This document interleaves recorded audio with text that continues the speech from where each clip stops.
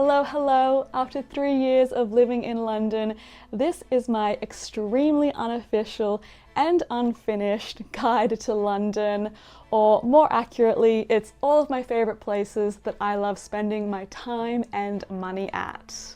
And a quick disclaimer, I live in Hackney, and so a lot of these recommendations are going to be near or around my borough. But of course, London is huge. There are so many things that could be added to this list. So if you have any personal favourites that you want to recommend, please leave them in the comments below.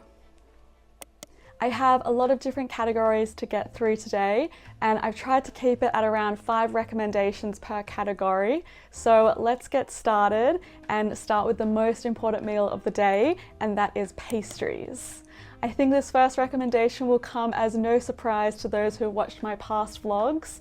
Pophams is probably one of my favourite places to get chocolate croissants in London. If you do get one, make sure you ask for it to be warmed.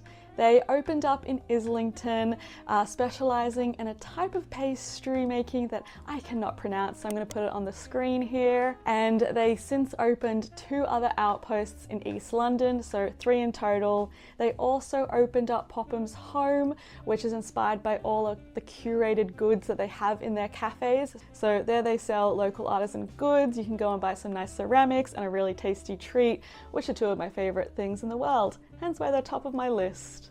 Jolene is a very cute bakery with lovely branding. I love their merch drops. So that is great too. They're in very popular locations like Redchurch Street, and I love them for just sitting down and people watching.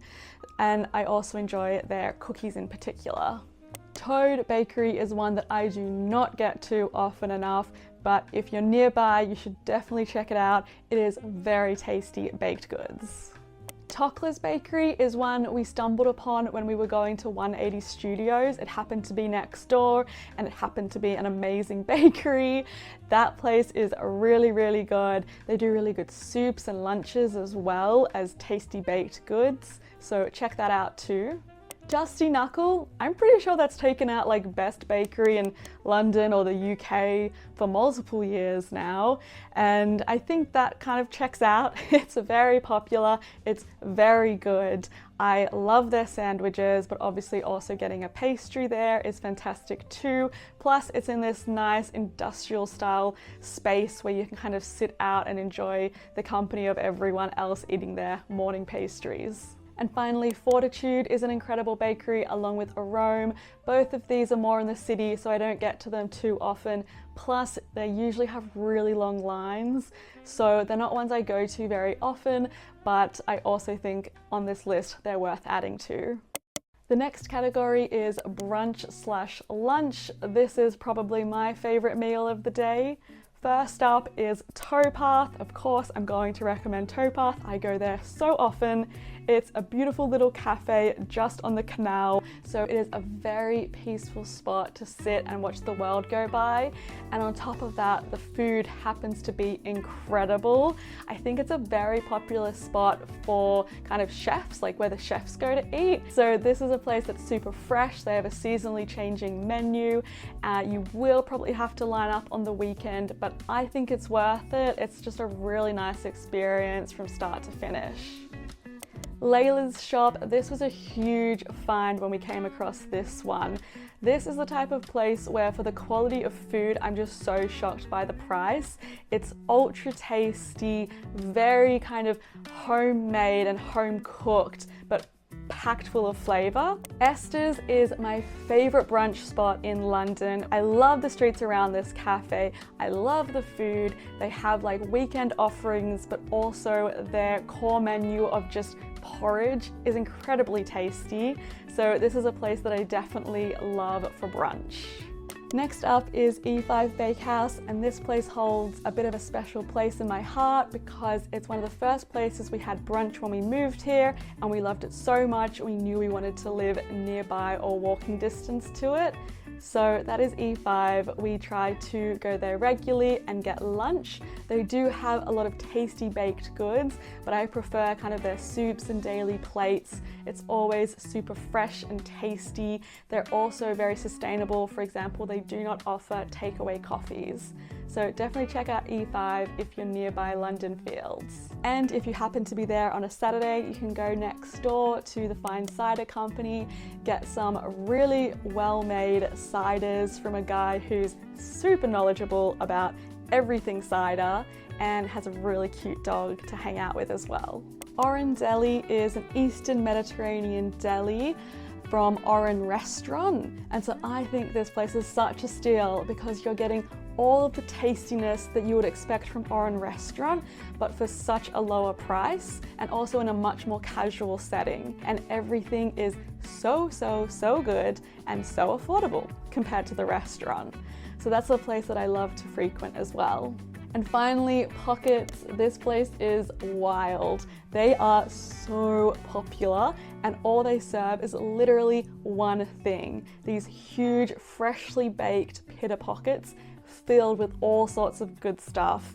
You will have to face a line when you go there, so do be prepared for that, but I think it is worth it. It is very good. Next category is gastropubs, and the first recommendation is the Prince Arthur. This is a pub that we had our first ever Sunday roast at, and we've continued to go back ever since. It's a really nice cozy pub. It's got excellent service, and it also has very tasty foods. They also do like a jazz night, and yeah, it's just very like a community vibe type of pub. Next is De Beauvoir Arms and Lady Mildmay. I put both of these favourites together because they sit under the same parent pub company called Stanley Pubs. At both of these, I enjoy the vibes, I enjoy the drink options, and I think the food is always really tasty as well. Next up is the Tamil Crown. This is one we happened to stumble upon after we couldn't get a seat at a different pub. When we walked in there, it had a Gorgina refurbishment and they were slinging pints and Indian food, and it's one that we love to go back to ever since. And finally, we have the Marksman. I like this one mostly because of how pretty it is. It's such a gorgeous little pub. But also they have an incredible drinks list. Their non-alcoholic wine options are very vast, which I really respect. And they also have tasty food, of course. If you can't get a seat at the Marksman, you could also check out the Royal Oak nearby. From gastropubs, we're moving on to wine bars. My favorite one is Hector's, which is a very small space serving very good wines and very good service. We always enjoy interacting with the people who work there. It's just got a really nice vibe to it.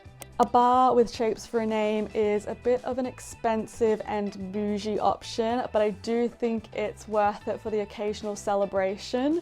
They celebrate the Bauhaus movement there, so they've got a lot of, I guess, clever concoctions and nods to the Bauhaus. They've got ice shaped in different shapes, and then they're the kind of place where you don't just go for a drink, but you're getting like a whole creative story and concept behind your drink.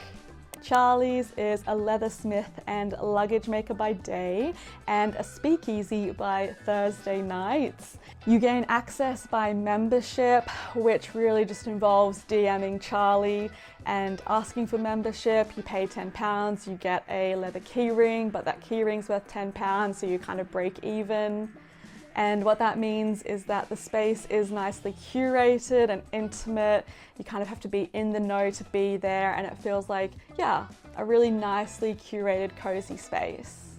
Next, we have a book bar, which is a cute as punch independent bookshop where you can go and get a wine, you can hang out with friends in the bookshop, you can read your book, or you can just browse the books. Pretty much everything I love. Then we have cheap and cheerful dinner options. First up is Dough Hands. This is some of my favourite pizza in London, and it's served up at the Spurstow Arms and the Old Nun's Head. It's like super thin, crispy, but equally sloppy and super cheesy kind of pizza. I don't know anyone who doesn't like this pizza, so definitely check it out. Lahore One offers unreal Punjabi cuisine. This is a place that was recommended to me by my friend. He said him and his family travel from West London over to East London specifically to eat here. So that was all the recommendation I needed, and I am so glad I checked it out. The curries are super tasty. They are cash only, so keep that in mind when you go and enjoy. House of Momo is serving up ultra tasty Nepalese dumplings and curries. They get you in and out pretty quickly. You're not going to sit around and chat for too long, but it's worth it. They're so popular, and that high turnover is because, you know, a lot of people got to eat their super tasty dumplings.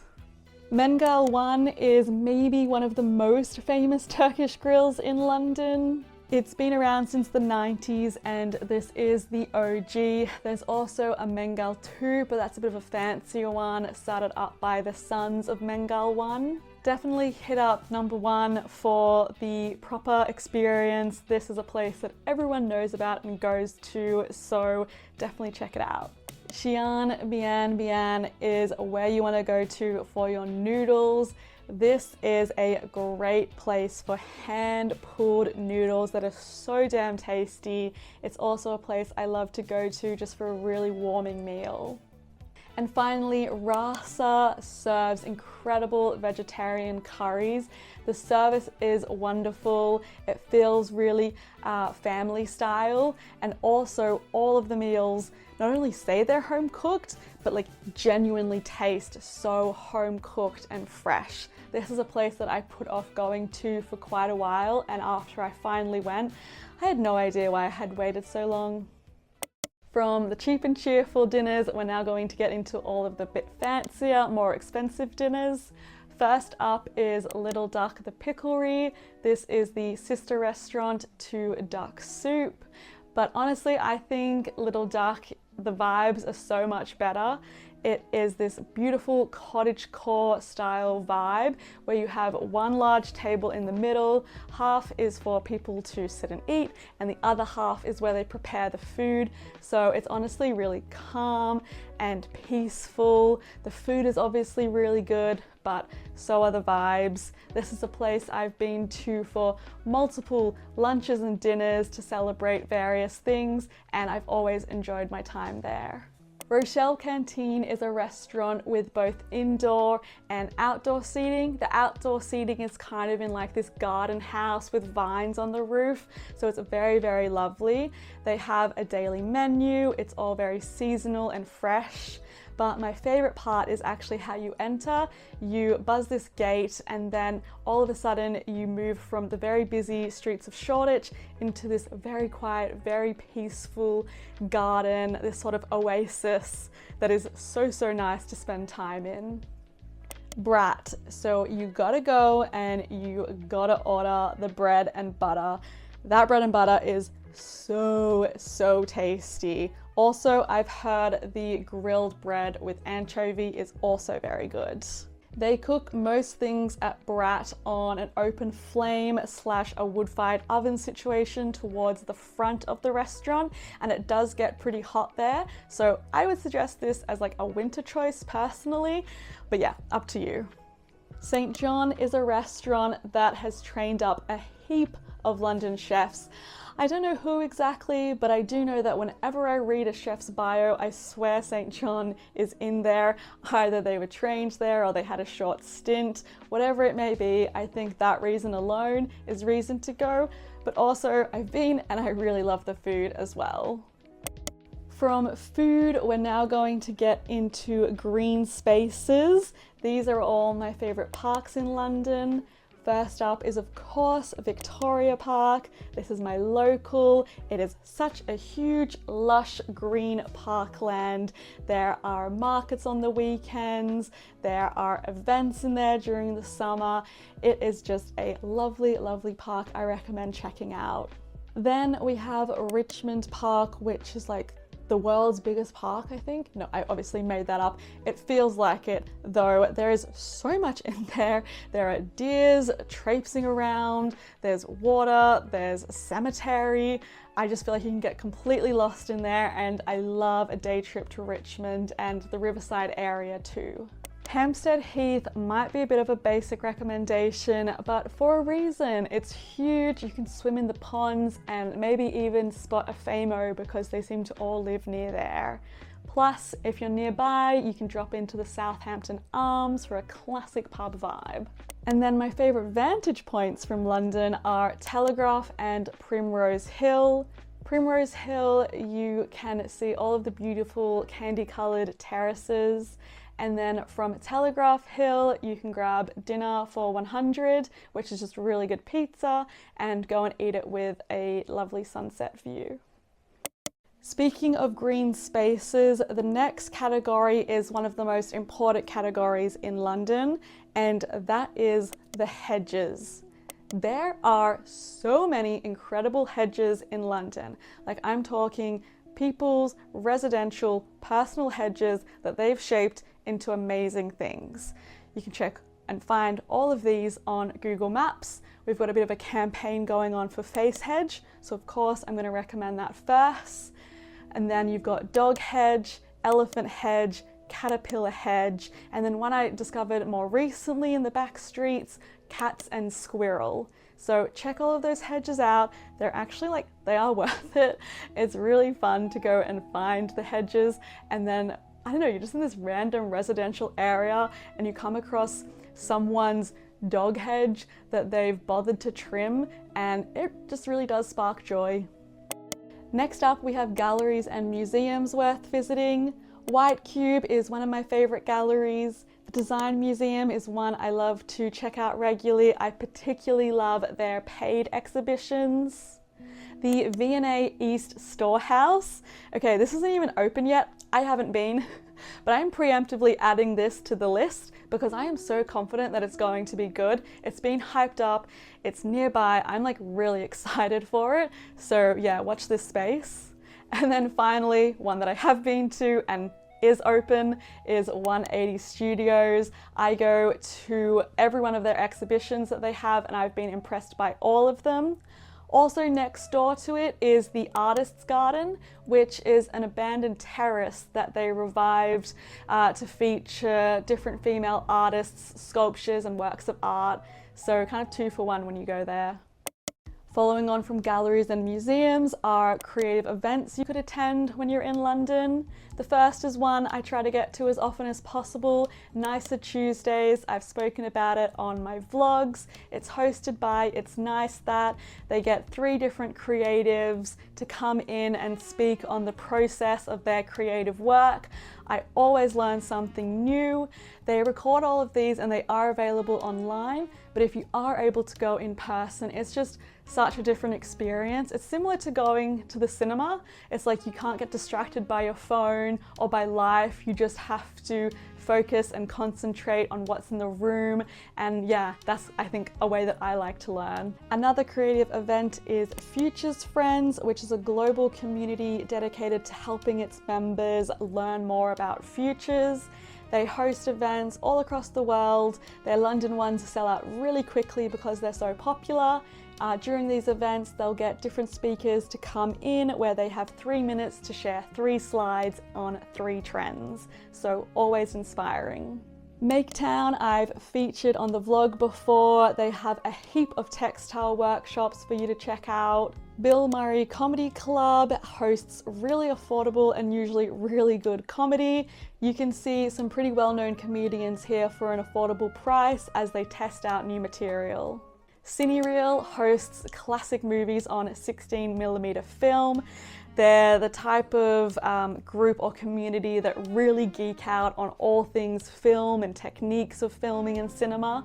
So if you equally feel passionate about film, that's probably worth checking out.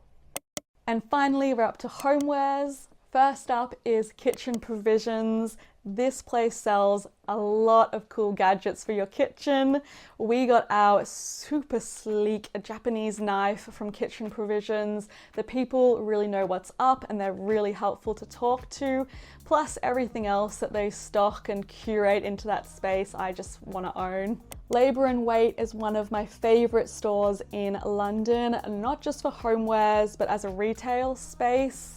It's been around since 2000 and offers timeless functional products for daily life. Everything they sell is intended to last a lifetime and there's absolutely no shortcuts taken. So this is the kind of place that I love to put my money behind. For vintage furniture, check out Committee of Taste and a place called 2 and 4 Vintage Furniture. For new furniture, check out House. And for ceramics and textiles and candles, check out Good Hood or Earl of East. Okay, that is everything. Those are all of my favorite places in London so far.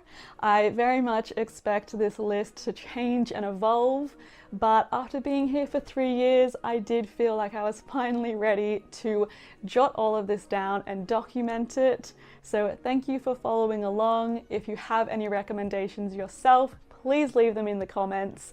And otherwise, I hope you have a lovely day or evening wherever you are. Bye!